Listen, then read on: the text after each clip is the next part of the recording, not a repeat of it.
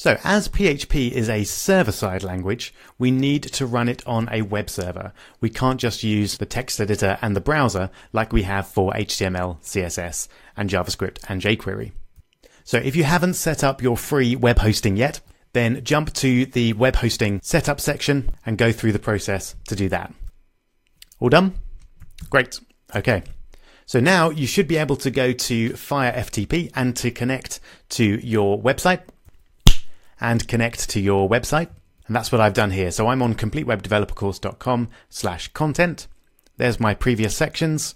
This is our new section. So I'm going to create a directory and we'll call this 6-PHP.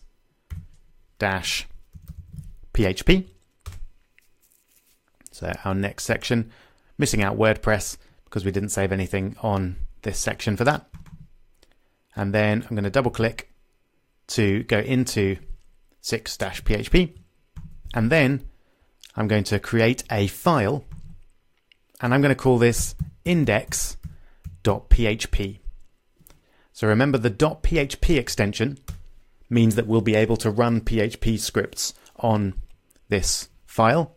If we had .html, then it won't recognize the PHP by default. And I'll show you in a minute why we use index.php rather than any other name. There's a particular advantage to using that file name. So then I'm going to right click or control click and open. And that will open up index.php in brackets. It should open up in your chosen text editor if you've set that up as instructed in the hosting setup section. All right. So just to check that everything's connected and working, I'm going to have just a simple, not quite a hello world, we're not there yet, but just some text. And then I'm going to go over in my browser and open that up. So remember, this was completewebdevelopercourse.com/6-PHP and then index.php. So if we jump to there, we should get hi there. Fantastic. Now's the time to show you why this index.php file is a good file name. And that's if we get rid of the file name completely and reload that, you can see we still get that content. And that's because the index file name by default displays if there's no file name at all. So if you want your website to display at completewebdevelopercourse.com/blog, for example, then if you called your main file index.php, then that would just work. It works as well for index.html. So generally, the main page or the home page of your site will be called index.php or HTML if you're not using PHP. So that's why we use index.php. You can, of course, use a different file name if you like, but we'll stick with our index. And now then, it's time to run our first bit of PHP. So remember, with JavaScript, we had to use the script tag with a type of text/JavaScript. And then inside our script tags was where we put all our JavaScript. So this was an indication that we were going to start some JavaScript. We have a similar setup for PHP, but instead of using script tags, we use the less than symbol, and then a question mark, and then PHP. And that's the universal symbol for, right, we're going to start writing some PHP code now. And then when we're done writing our PHP code, we use a question mark and a greater than sign. So this means start PHP, and this means end PHP.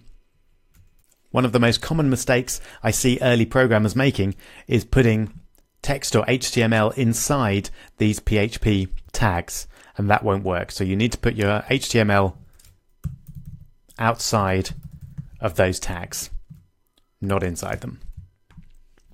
Okay, so how do we get hello world to appear in PHP? Of course, if we try and do something like that, that's not valid PHP. So we'll get a nasty error of some sort, a 500 error in this case. Or occasionally, if you've got an error, the script just won't run and you'll get a blank page. So if we want to display hello world, we have to give the PHP code an instruction to print it. And the function for that in PHP is echo. So echo essentially means display on the page. You could imagine it being an echoing from the script to the user's page. And then we put the thing that we want to echo in quotes like that. And unlike JavaScript, PHP insists on semicolons. So if you don't put a semicolon at the end of your line, it won't run. So you have to put semicolons. That then is your first line of valid PHP. Let's just have a look. Excellent. There we go. So that's your hello world in PHP, and essentially anytime you want to display some HTML or text using PHP, you use echo and then surround what you want to display in quotes. All right, so we're now going to go on and look at the key programming constructs in PHP, starting with variables. But just before we do that, I'm going to show you one very important thing when you're learning PHP, and that's how to display error messages. So if, for example, I forget the double quote at the end of hello world and we try to run the script, we'll get a server error. So just like with JavaScript, it won't run the code at all. If you've got a big bunch of code, it can then be quite tricky to work out the error is. And to do that, we have to create a new file. So go back to Fire FTP and then Control or right click and create file. And this new file is going to be called php.ini. So it's a slightly different kind of file. It's not a PHP file, it's an ini file. So essentially it contains the initialization options for PHP. So when PHP runs your script, we can put various options in the php.ini file. And then we open that up in the usual way. And we want to set two variables here. The first one is error underscore reporting. And we want to set that equal to e underscore all. And that essentially says we want to report on all types of errors. And we don't put a semicolon at the end of the line here because we're not writing normal PHP, we're writing .ini code, which doesn't require the semicolon. Then the other variable we want to set is display underscore errors, and we want to set that equal to on. So those two variables combined will allow us to see the errors on our script when we run it.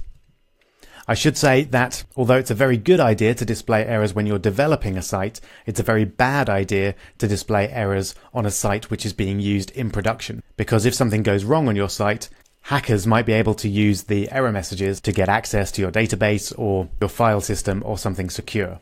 So feel free to turn errors on while you're developing, but then remember to turn them off again when your site is done and it's out in the wild. Okay, so we don't need to edit that anymore. So I'm just going to close that down. And then let's put an error into our code and see what happens now. Lovely.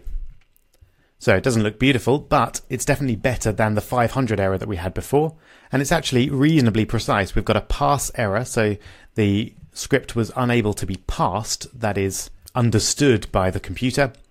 And we've got a syntax error, unexpected end of file, expected variable, or this or that on line 6.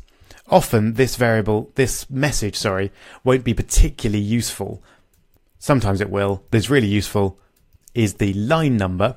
Although it's not quite as useful as you might think, because you might be slightly confused here. It says the error is on line 6, which is here, but we can clearly see the error is on line 3. Now the reason it's coming up with the error on line 6 is because we haven't actually got an error as yet here, because what we could do is close the quotes down there, and if we did that, everything would be fine.